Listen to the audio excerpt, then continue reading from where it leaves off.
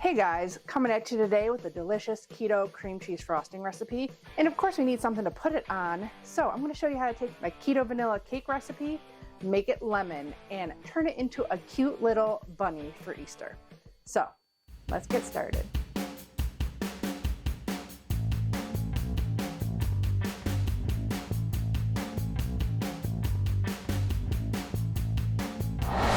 Hey everyone, welcome back. If you're new here, thanks for joining me. My name's Alycia and I'm a pastry chef with a sweet tooth. And I'm here to show you all the tips and tricks on how to make the best keto desserts possible. So if you enjoy these recipes, please hit the subscribe button down there, give the video a thumbs up, leave me a comment, and share with all your friends and family. It all helps my channel grow and to bring you new keto desserts every Saturday. I apologize in advance if you hear any banging. My father-in-law is finishing our upstairs right now, which is why I'm down in the bakery, because I'm making this cake for my Easter.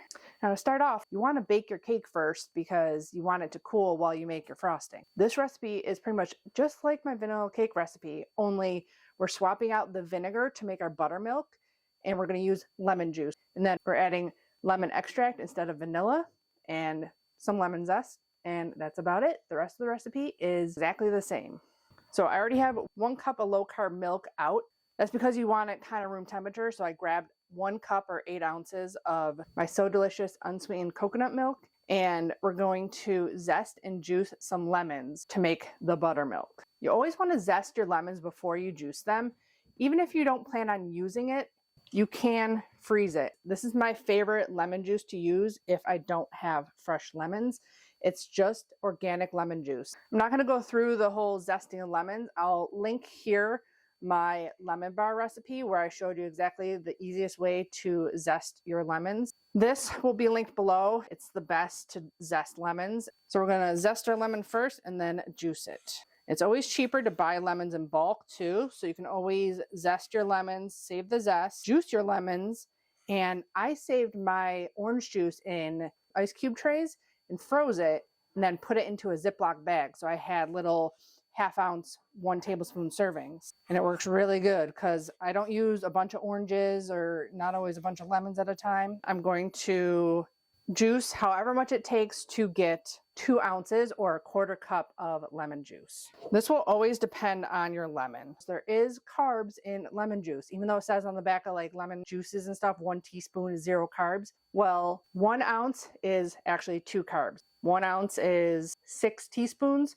So yeah, it's pretty low, but still if you add a bunch to it, it still adds some carbs. And just to catch anything, I'm going to put a strainer down. You can use however much zest you want too. Doesn't really matter. Then you add your milk into your lemon juice and that will create your buttermilk. And there you go. That's your buttermilk for your cake. Now we need to get the rest of our ingredients. I've had my butter sitting out. I use salted butter. It's not super warm in here though, so it's not super soft. Like you can see, like it's not very soft. We're going to whip this with our sweetener while we get the rest of our ingredients. You need 5 ounces. You can also use avocado oil or a coconut oil. They all work. And I use a classic granular sweetener. This is what I use for my carrot cake now too. I usually do brown sugar and then the spices and carrots and pecans, but it's pretty much the exact same recipe. The sweetener can be dialed into what you like. You do need some bulk of a sweetener for it to work, but it would work with probably only like a 1/2 cup or 96 grams. I'm doing 180 grams. We're going to whip that with the whip attachment until it's super light and fluffy. I already have out 4 eggs that are coming to room temperature. You can always soak them in a little bit of warm water if you need to bring them up to temperature. And the only other ingredient that we're changing here is the vanilla extract. We're going to do 1 tablespoon of lemon extract. The dry ingredients, they're the exact same as my vanilla cake recipe. Make sure you get creamy vanilla if you're getting Isopure. This is 0 carbs per scoop. Other protein powders will work, but they may have more carbs in them. This is a super low carb cake. Like with the frosting and everything, 2 net carbs for a 1/15 of this big cake we're gonna make. Also, while that's whipping, I'm going to prepare 2 8-inch round cake pans. You can do that, or you can do a 9x13 and carve out your bunny, but doing the 2 rounds makes it super easy.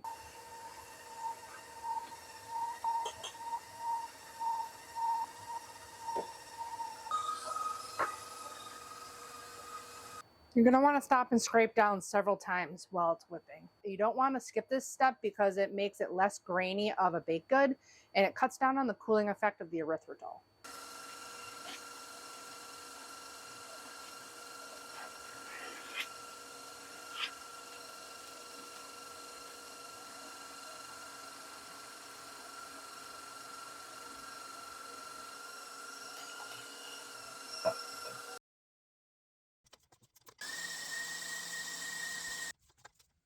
So that was taking a really long time to whip. So as you saw in the last clip, I used a warm towel underneath the bowl to get it kind of warming up. So you can do that. That's a little trick if it's very cold in your kitchen. I separated out our M&Ms to make our bunny cake. I used these. I don't recommend them to eat, like, because they have maltitol in them and stuff, but I bought them initially to decorate my gingerbread house. High Key has M&Ms and they're blue, and this is what I'm going to use mostly. I'm just going to use some other colors just like around the edge. So that's an option. You can also just do piped colored frosting instead. But now that that is all nice and whipped up, we are going to add our extract, our eggs, alternate wet and dry, and get it into the pans. I have my oven preheated to 350 degrees. I also have my butter and cream cheese out for the frosting.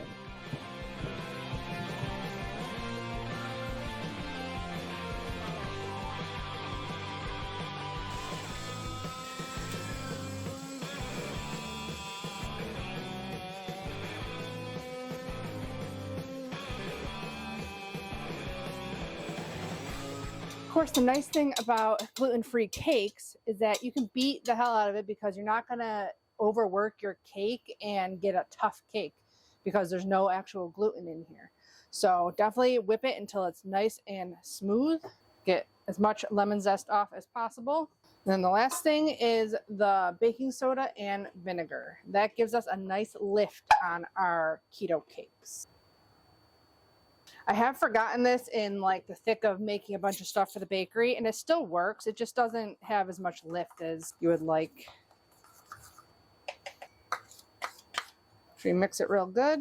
Now I have a recipe app that I use called Recipale. I pay monthly for it, and it gives me the weight of all this so that I can evenly divide it in between two pans. So it says 1,050. I'm gonna do 500 in each and see what I have left. You can also do this in 9-inch pans. They'll take less time to bake, but they will be a little bit thin. So 508 in that one, 509, not bad. Pretty darn close. That's always usually an estimation because, you know, eggs weigh different. And if you are off by a couple of grams here or there, it's usually fine. Smooth these out, and you want to kind of clean your edges there because that will burn. I'm going to throw these on a sheet tray just to make it easier to turn them. I'm not sure on how long these are going to bake. I figure about 30 minutes. So I'm going to set it for 15 to start and then see where we're at. While you're waiting for your cakes to bake, you want your cream cheese like insanely soft. So cream cheese frosting can be a little finicky. So I'm going to give you all the tips I know in order to make it come out perfect and some pitfalls and what you can do to fix them. So I just have a pan just randomly on the stove. I'm going to put my cream cheese and 3 sticks of butter in there and put it on the stovetop just to warm up. We still might need to microwave it, but it'll give you a head start on the process. The cakes are out of the oven. We're going to let those cool for a little bit. Basically, you just want to be able to handle them before you pop them out. But while that's going, we can get our other ingredients for our frosting ready to go. We want 240 grams or 2 cups of powdered sweetener. I usually sift it as I measure. You can do this however sweet you want it. For my son's smash cake, I did just stevia and a tiny bit of powdered Monkford erythritol, and then I used a sweetened beet powder to make it red. So there's different alternatives you can use, different flavored like collagen powders or MCT powders and stuff. They usually have stevia in them. That helps to sweeten it also. If you're not weighing it, sift it and then measure out 2 cups of powdered sweetener. You can do this part with a stand mixer or with a hand mixer. or you can even do it by hand like I do my cinnamon roll cream cheese frosting. But you'll want to beat it a little bit to get a little bit of aeration in it, otherwise it's going to be super thick. Now normally with our keto baked goods and frostings, I suggest a whisk. To prevent it from breaking, which is the one pitfall, is to use a paddle attachment on the frosting. Now my cream cheese is still a little bit hard. Like you want it all super mushy like that. So I am going to put this on a plate and microwave on low power for just a couple of seconds until it's all nice and soft. Butter is starting to melt, so I'm going to pull that off. That was 20 seconds on 50% power, and it's all nice and soft now. So putting that in, and we're going to beat this a little bit just to get it all nice and smooth, and then we're going to add our butter.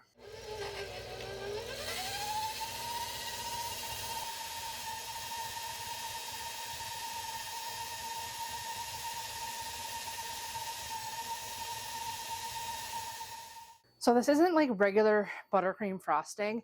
You do not want to overbeat this, and it's not going to be a nice white color. It's always going to be a little bit off-white. You can whip buttercream frosting for about 10 minutes. This you do not want to whip for a very long time, just until it's a little bit light and fluffy, just a couple of minutes. So I added the butter to the cream cheese. Now I'm going to add my powdered sweetener. Just a little bit at a time.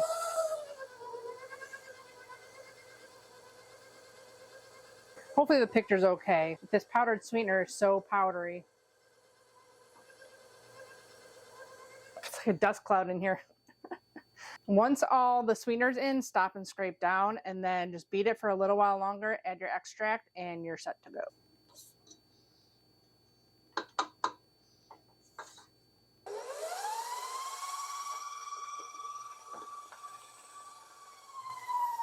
I'm going to add 2 teaspoons of lemon extract. Stop and scrape down one more time.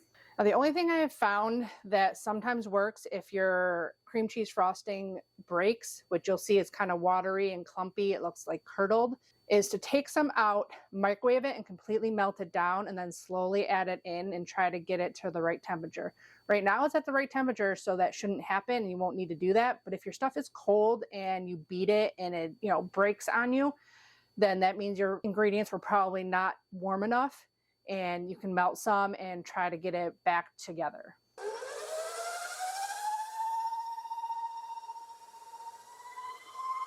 I'm going to taste it and just make sure that there's enough lemon flavor. You can also add more lemon zest to this. I just don't want the flecks in my frostings. We're making a bunny. We want to have it white-ish, as white as we can. I think you can use a little bit more lemon extract. So I'm going to add another teaspoon.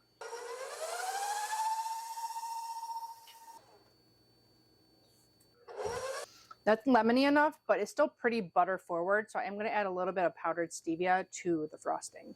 I'm going to start with a half a teaspoon of pure stevia powder.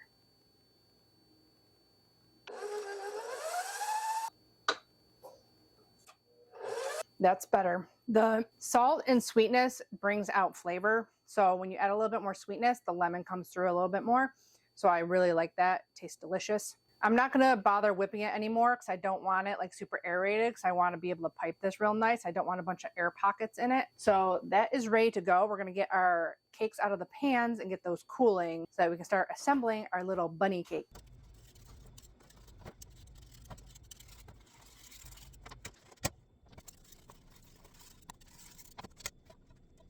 So that is our keto cream cheese frosting. It seems so simple, but it's so annoying when something happens and you're like, what did I do? How do I fix it? So that's why I'm making this video. It is pretty simple if you have everything at room temperature and you don't beat it for too long. Those are the 2 things that are like the main reason why your cream cheese frosting is going to mess up. I don't suggest making this ahead of time. I've had horrible luck using it the next day. Like you literally have to add more like room temperature ingredients together, even if it was sitting out for an hour. At least in my bakery, it's cold usually. So I always have a problem re-whipping. It always is like chunky looking and like curdled looking.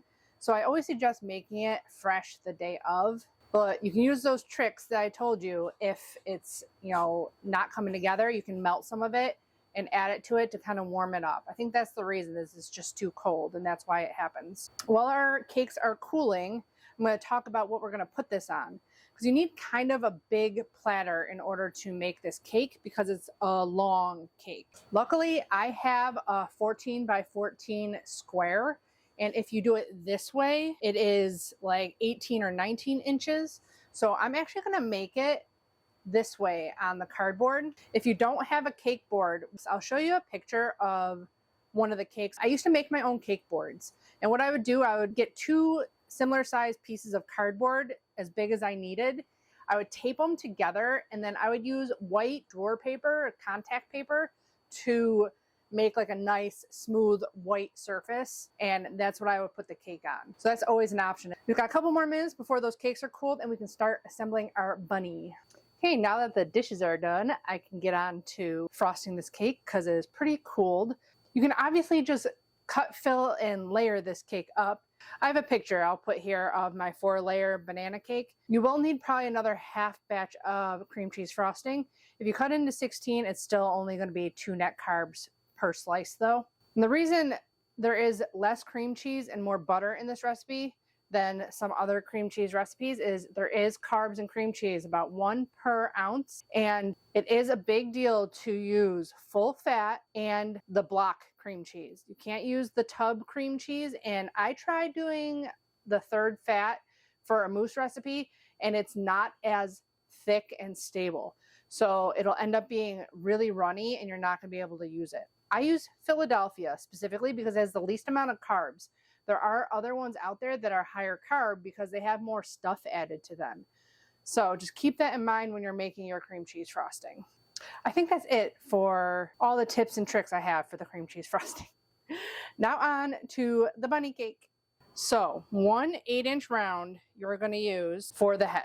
You're going to put that one kind of in the middle. This still might not even be big enough. I might need to trim a little bit off this bunny cake. This is what I'm going to eat, but you don't have to cut this part off. I don't really want to cut into the cake because it's for Easter, so this will be my little tester. I'll put some frosting on there, and that's what I'll try at the end of the video. This is what you're going to make the ears and the bow tie out of. So if you don't want to do this freehand, you can use a round, which I have another round already, and you can draw on this and make a kind of template. So your ears are going to be like this, or something similar to that. I would normally just do this freehand, but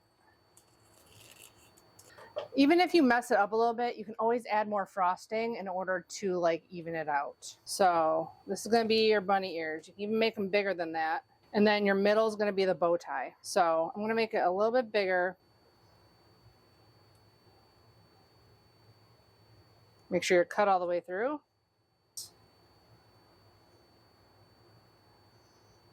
That's pretty close. I'm just going to trim a little bit off this guy. You do want room for icing all the way around too. So you don't want it too close to the cake board edges because you want to put some frosting on there. Save your cake scraps and eat with your leftover frosting. So I had to make them a little bit skinnier to fit, but you can also, that way you got a little bit more edge to it. Or if you have kids bugging you for a taste of your cake and you can't have it till Easter, this is what you give them. And then this is your bow tie. You don't have to cut any off if your platter is big enough to fit this whole cake. I need to get myself some new platters, really, is the whole point of this. Actually, will it fit on a half sheet tray? Yeah, that's better. We'll just do that. So if you have a half sheet pan, that'll be the perfect thing for it. I've only ever made a bunny cake at a place of work. So we have the big like serving trays. So that's why I don't know what this fits on. There we go. We can put our pieces back in. Yeah, make sure you're centered on there. You can use a little bit of frosting to make sure your cakes don't move.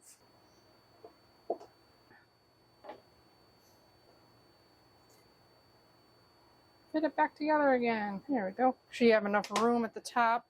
And this we're just going to cut down a tiny bit, I think.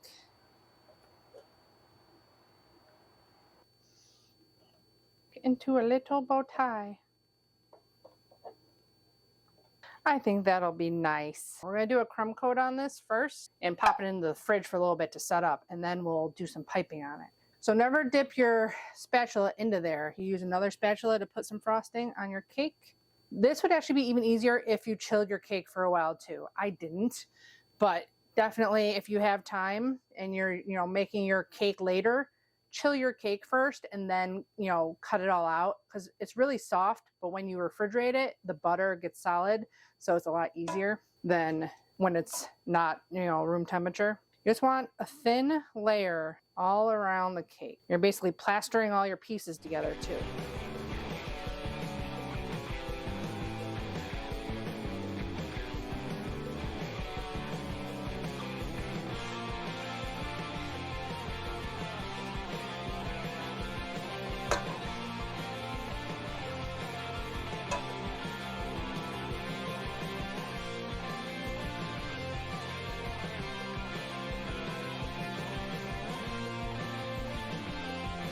There we go. Now we won't have to worry about any crumbs getting in our final pretty coat of this cake. You don't want too much on there because you're going to pipe some fur. But I'm going to let this chill for a while, and when we come back, we'll finish up our bunny cake and have a little taste of the little piece I cut off. Okay, it's been a while. You really only need to chill about 30 minutes, but I uploaded a bunch of footage, so if my angles are off now, I'm sorry, but I had to move all the stuff upstairs, get it all off my phones and all that stuff. So before we pull the cake out, I'm just going to do pink frosting because making black is a pain and we don't need it necessarily. I mean, you can make the whiskers black and you can do a little mouth on them black, but you can also do that all with pink. So I'm just going to do that. So I don't need a lot. You can also color coconut, which I'm going to do a little bit of green for some grass around it. You can also do some pink coconut and do the ears. I'm not going to do a lot because I want to make sure I have enough white to pipe on everything. I just covered my cream cheese frosting and left it out. You don't really want to put it in the refrigerator. Now I have Princess Pink here. You can use a little bit of red, but it might not be exactly a pink color. You might want to add a little bit of purple if you have purple instead. But I'm just going to do a tiny 2 drops. Just want a light pink, and the rest of the decoration is just going to be the M&Ms and then a little bit of that coconut. There's a lot of different faces you can do. There's tons of different ways you can do this. I'm just showing you a pretty simple way to do it. That's good. Set that aside for now. Okay, let's pull out our cake. I'm going to start with doing just another layer of cream cheese frosting on the bow part because we don't want that to be like fur covered. So now you don't have to worry about scooping stuff up. Just make sure you clean your spatula of any crumbs if you have them on there. You want a decent amount of frosting on there, just like a regular cake would have. Sorry about the audio right there. I forgot to turn the microphone on, so I'm going to have to use my overhead mic, which doesn't sound as good. I'm not worried too much about how the top of the bow is going to look, so we're going to put those M&Ms there. So just make sure it's kind of even. The biggest thing is having the nice bow shape. Try to keep that intact if you can. Because the cake is cold, your frosting is going to harden pretty fast on here. We're going to add the M&Ms after it warms up a little bit. Now for piping the fur. I have a Wilton 233. It's a grass tip or fur tip. They come in different sizes and different companies make different ones. This is the one that I use to make Elmo. So that's what we're going to use to make the fur on our rabbit. It's always best to use a coupling. That's what this is called. That way, in case you don't like the tip you're using, or if you want to go to a bigger tip, or you want to pipe some white frosting with just a standard tip, you can swap it out because you can put it on there. You can take different tips off.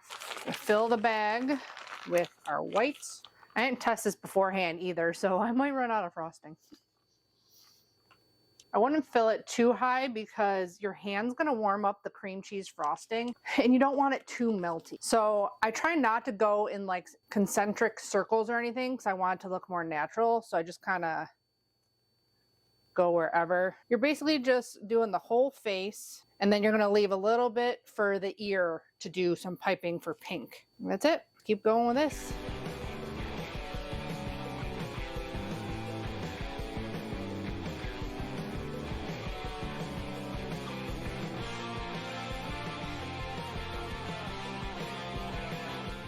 At the club, we would do the easy route and just do flakes of coconut because it looks like fur already. So you can just put a little bit more frosting down, just like we did with the bow, and cover the whole thing in shredded coconut. Just make sure you get unsweetened shredded coconut if you're gonna do that.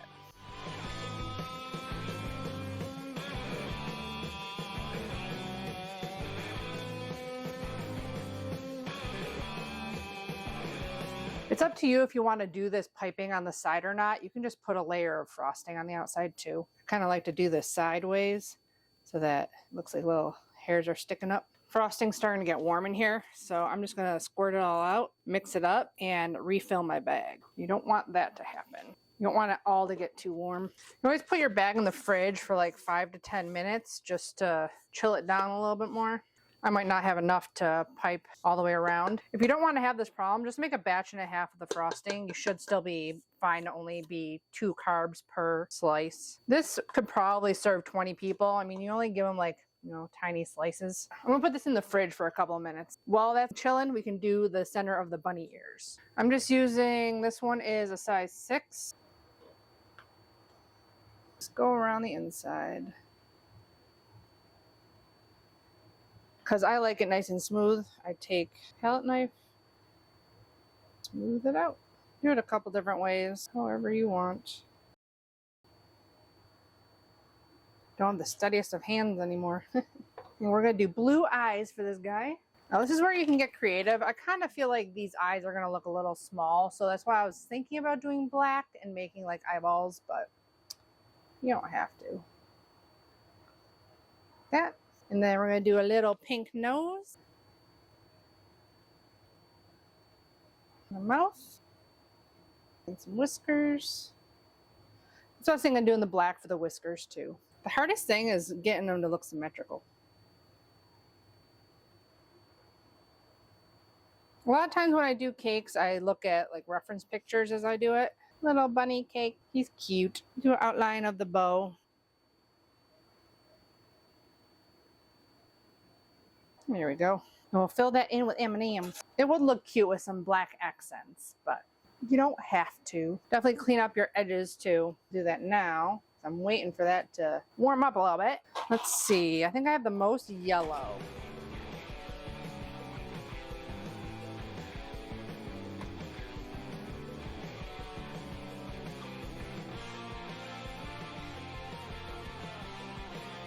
And then I think I have a lot of blue.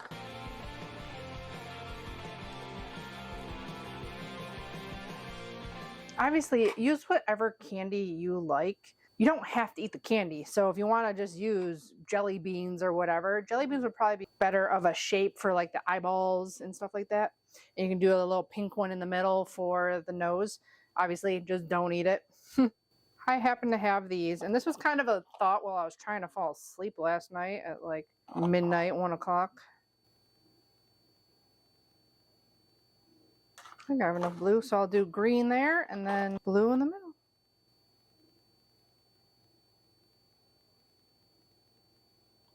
And I see a problem I'm going to have. Figure out how I want it to look.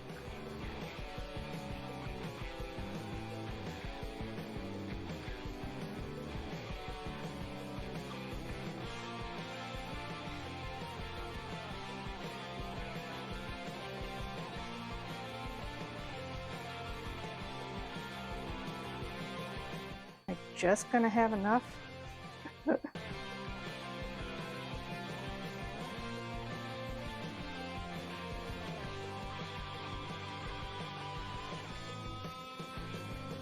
Wow. Well, if that ain't just perfect. I had exactly the number of blue candies that I needed for this. I think I might grab out this corner one and do purple there though. Yay! That's cute.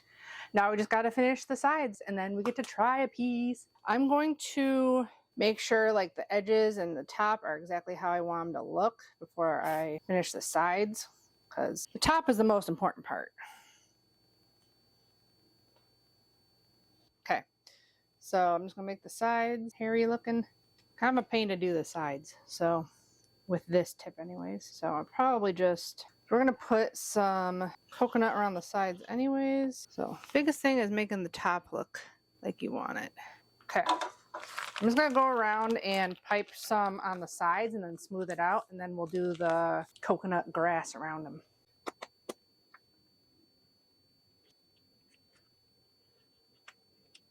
Oh, don't hit the other ear. So make sure there's no cake showing. If you need more frosting, add a little bit more frosting. So if you want to have less difficulty doing this part, frost your edges with a thick layer and then do the piping of the fur. It'll be easier that way. I was just trying to make it more difficult. Okay, it's pretty smooth all the way around. I'm going to put a little bit more back in the hair frosting one and go around the edges to make it look a little bit nicer, furrier. This tip is a little bit more difficult to use. It's kind of like those French piping tips. They take quite a bit of practice. You gotta like have it down there, but like gently pull back out to get like the fur look. There you go. That looks nice. I think I like it. Now, since you have a lot of pink left, we could do a border around the bow tie. Oh, hand cramp. Ugh, hand's not used to this anymore.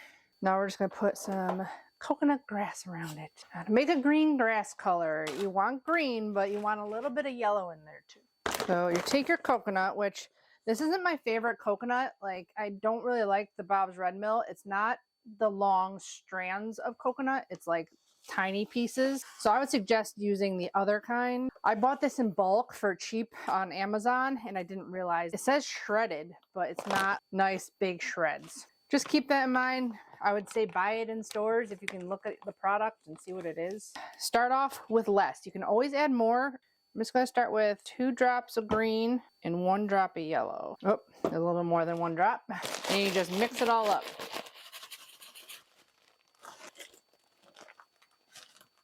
And a tiny bit more. Do another, just 2 drops of green, I think. 2 or 3. Get some of the air out of it this time. Maybe a little bit more green, but we are close. I think that's good. Nice, pretty green. I'm going to put that all around his head. Obviously, this is optional. It'd be better if it was shredded because it would look like grass. This doesn't exactly look like grass, but should have just grabbed the stuff I have upstairs.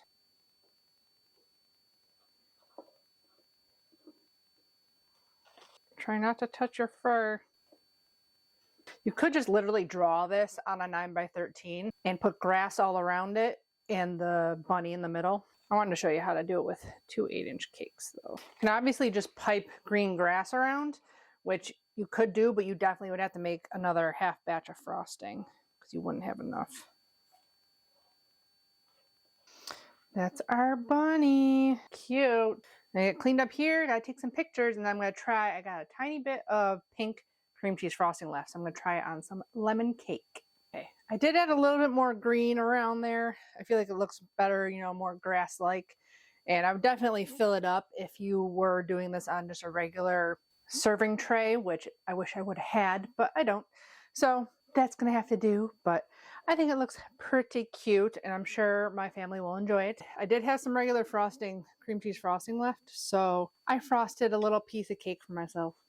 I should get a fork. Eat this like a civilized person.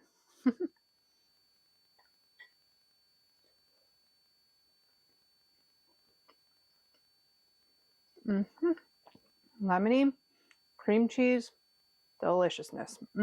If you're not a big fan of erythritol cooling effect, this is better than buttercream frosting because the cream cheese gives a little bit more flavor to it and you can cut down the erythritol in it if you want. My cake, super light and fluffy. I'm a sucker for cream cheese frosting. It is really yummy. I hope you guys enjoyed this keto cream cheese frosting tutorial. And I hope you guys make a delicious creation for your Easter lunch, brunch, or dinner table. Let me know in the comments below what you're planning on making for your Easter meal this year. I'd love to get some more ideas. Don't forget to check out my Amazon links and the blog link to the full recipe in the description box below.